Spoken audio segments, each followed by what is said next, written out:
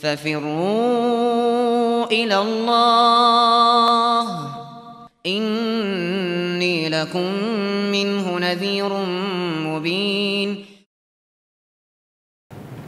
Nah, sekarang kita lihat pembahasan penulis di sini.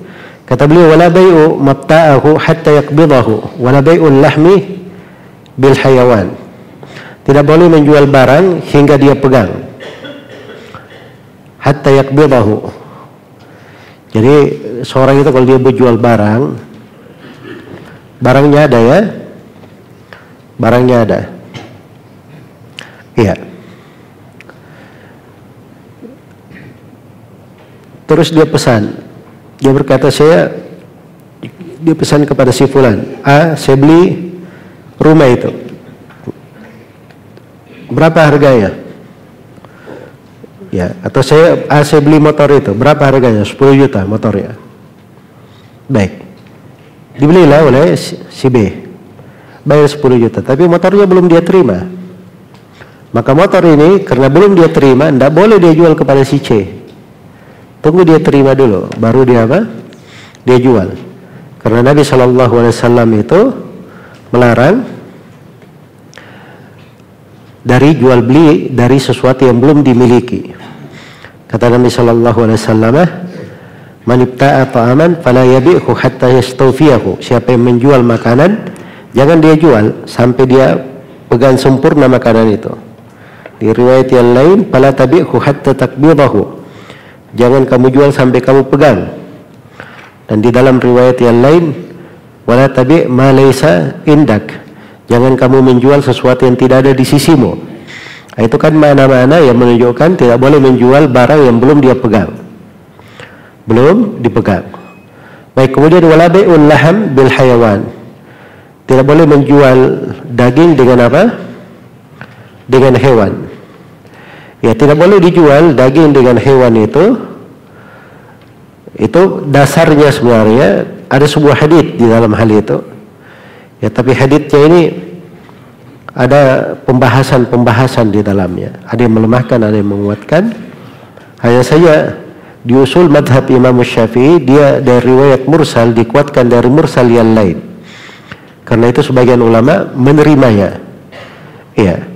Jadi misalnya dia punya daging, misalnya dia punya daging unta ya, anggaplah dia punya daging kambing misalnya, ya, dia punya daging kambing, maka ini daging kambing di kulkas saya ada 100 kilo, ya, maka dia juallah 50 kilo dengan seekor kambing, ya, padahal daging sapi ini, atau 100 kilo daging sapi dia jual dengan 1 ekor sapi. Ya, ini dilarang.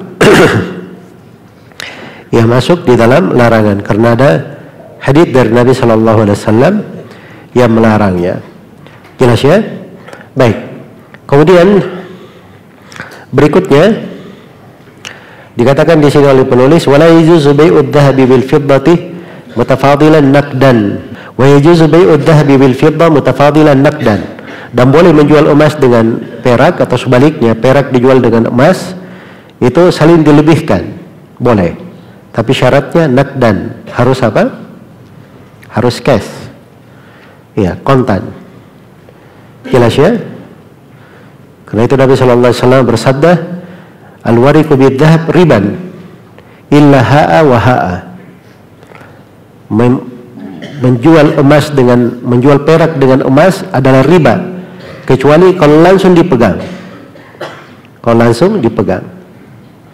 Dan Nabi juga memberikan ketentuan umum, fa idza ikhtalafat hadhil asnaf fabi'u kaifa syi'tum idza kana yadan biyadin. Apabila jenisnya berbeda, maka silahkan kalian jual bebas. Transaksi menjual dengan syarat tangan dengan tangan langsung kontan. Tangan dengan tangan langsung kontan. Baik. Kemudian kata beliau, wa kadzalikal mat'umat.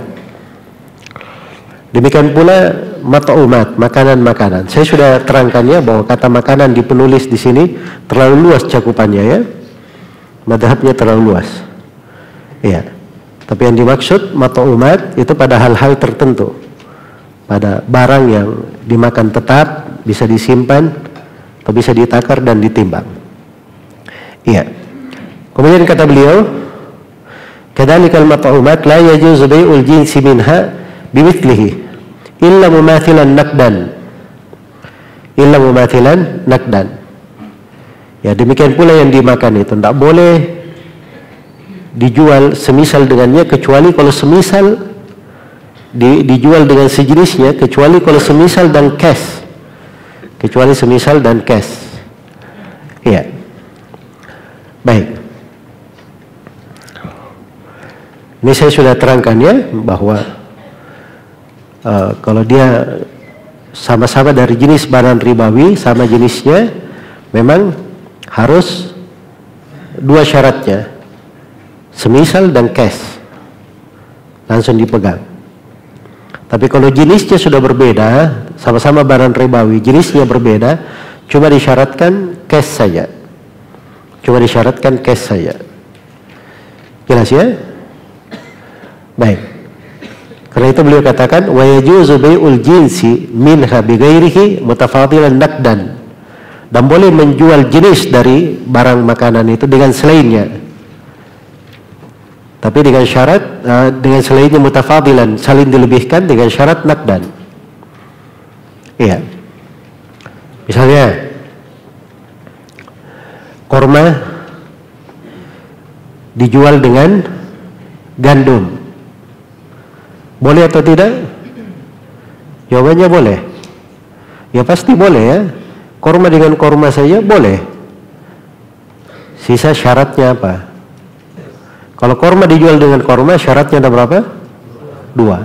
Harus sama, semisal, dan harus cash. Tapi kalau gandum dengan korma, boleh syaratnya berapa? Satu. Hanya kontan saja. Nah, ini dikatakan oleh penulis. Salin lebih boleh.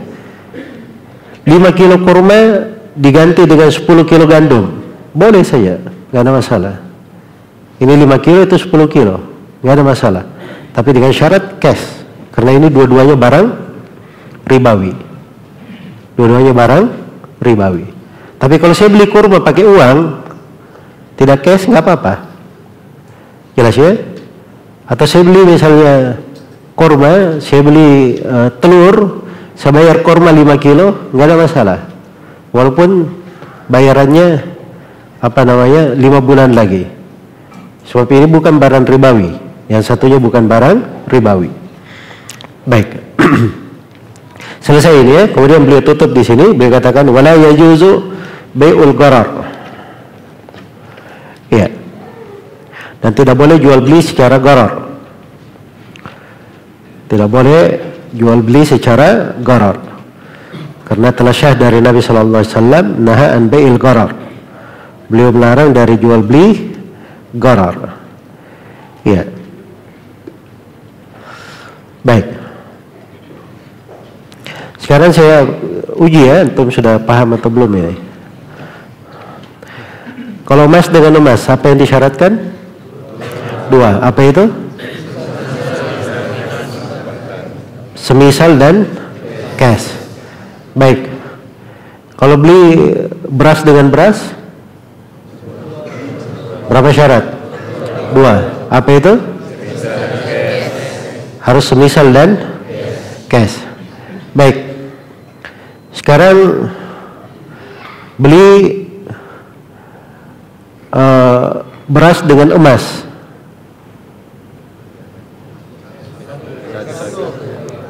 Hah? Apa syaratnya? Hah? Saling cash? Nah, itu belum paham berarti. Baru dibalik-balik sedikit sudah kacau. Enggak, sekarang ini sama-sama barang ribawi, tapi beda jenis dan beda apa? Ilahnya. Ya kan? Itu klasifikasi tadi, emas dan perak itu jenis dan ilah sendiri. Terus makanan itu tadi yang 4, gandum, jelai, korma dan garam, itu barang ribawi sendiri, ilahnya sendiri. Jelas ya? Kalau ini antara dua ini, tidak ada syarat apapun. Tidak ada syarat apapun. Baik, saya beli besi dengan perak. Tidak ada syarat. Saya beli semen dengan besi. Tidak ada syarat. Baik, saya beli batu dengan rupiah. Tidak ada syarat. Jelas ya? Saya beli emas dengan perak. Hah? Apa syaratnya? Harus cash. Baik. Saya beli beras dengan kurma. Syaratnya apa? Cuma satu, harus saling pegang karena dua-duanya barang ribawi. Baik. Saya beli emas dengan rupiah. Hah? Satu syarat saya, harus cash. Kenapa? Dua-duanya barang ribawi. Ya, sama ilahnya tapi beda jenisnya. Ya sudah, cuma itu saja. Jelas ya? Baik.